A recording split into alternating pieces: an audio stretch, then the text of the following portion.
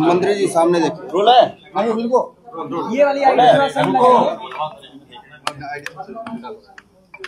इसको नीचे करिए। रोल है।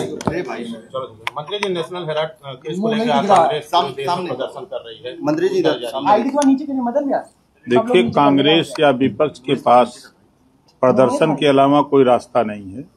अब वो सब खाली प्रदर्शन करेंगे। जब ये लोग सत्ता में रहते हैं तब ये गरीब, कमजोर, पिछड़े, दलित, अल्पसंख्यक याद नहीं आते हैं। इनको रोटी, कपड़ा, मकान, शिक्षा, दवाई याद नहीं आता है। जब सत्ता से बाहर होते हैं तो इनको कोई काम तो रहता है नहीं। ये अपना खाली सिर्फ यही सब ड्रामा करते हैं।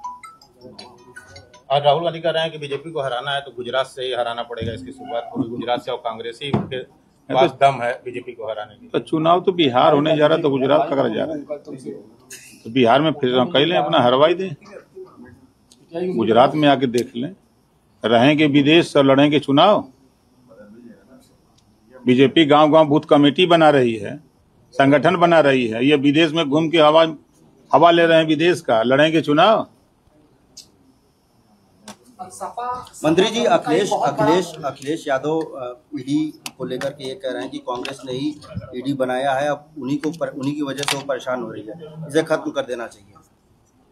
देखिए, संविधान के दायरे में काम बना है, कांग्रेस ने नहीं बनाया है। आवश्यकता उत्पत्ति की जननी होती है, उस समय उसकी आवश्यकता महसूस हुई और सरकार ने बनाई, चाहे वो किसी की सरकार रही। कानून व्यवस्था को लेकर भी लगातार सरकार को घेर रहे हैं अखिलेश यादव।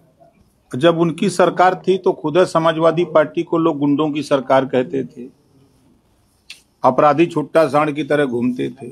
अब तो अपराधियों पर अंकुश लगा है।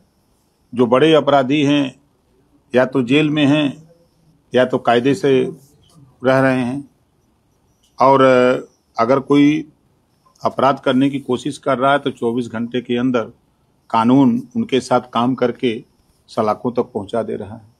लेकिन अखिलेश यादव ये भी कह रहे हैं कि गड़े मुर्दे उखाड़ेंगे। अगर अखिलेश यादव कह रहे हैं गड़े मुर्दे उखाड़े जाएंगे तो मंदिर के नीचे जो है बौद्ध मठ मिलेगा।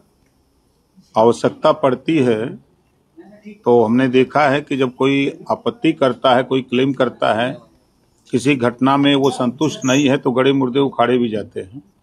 फिर उसका पीएम होता है उसकी संतुष्टि के लिए। समाजवादी पार्टी की तरफ से नेताओं से बयान आ रहे हैं मंदिर को लेकर। इंद्रजीत सरोज जी कह रहे हैं कि मंदिर में ताकत होती तो मुगल लूट के नहीं जाते।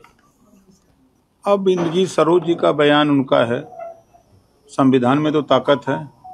मंत्री जी, एक सवाल ये है कि महापुरुष होते हैं वो पूरे भारतवासी के होते हैं, चाहे वो महाराजा सुहेलदेव हो या फिर कोई भी हो, लेकिन क्या एक जाति विशेष संगठन के आधार पर ये निर्धारित होगा कि वो किसके महापुरुष हैं? क्योंकि करणी सेना इन दिनों काफी चर्चा में है। कोई राणा सांगा को लेकर वो सीधे जो है अगर कोई टिप्पणी आती है तो विरोध करते हैं, तो आपको क्या लगता है? नहीं, देखिए, महापुरुष सबके होते हैं। अब चाहे गौतम बुद्ध जी हों, चाहे महात्मा ज्योतिबा फुले, सावित्रीबाई फुले, चाहे बाबा साहब डॉक्टर अम्बेडकर हों, छत्रपति साहू जी महाराज हों, पंडित दीनदयाल उपाध्याय हों, चाहे कोई भी हो, तो वो महापुरुष सबके होते हैं, सबके लिए काम करते हैं, प्रदेश के लिए, देश के लिए। जो उनके विचार होते हैं, जो उनके संदेश होते हैं, वो पूरे समाज के लिए होते हैं, किसी एक जाति के लिए नहीं होते हैं। अगर हम बाबा साहब डॉक्टर अम्बेडकर को ही लें तो बाबा साहब डॉक्टर अम्बेडकर का विचार 3 ही मंत्र है पूरा उनका। शिक्षित हो, उन्होंने किसी एक जाति धर्म के लिए नहीं कहा, उन्होंने पूरे समाज के लिए कहा कि शिक्षित हो, संगठित हो, संघर्ष करो। जो लोकतंत्र है, लोकतंत्र में रोटी, कपड़ा, मकान, शिक्षा, दवाई के लिए आप आगे आओ। इसी तरह हर महापुरुष अपना अपना संदेश देते हैं। मंत्री जी, आपको लगता है कि बंगाल में लगातार हिंसा जारी है? बंगाल में वास्तव में राष्ट्रपति शासन लगना चाहिए, इस नाते कि हाई कोर्ट ने टिप्पणी की है और केंद्रीय रिजर्व बल मांगा है, तो कहीं न कहीं महसूस किया है तब न।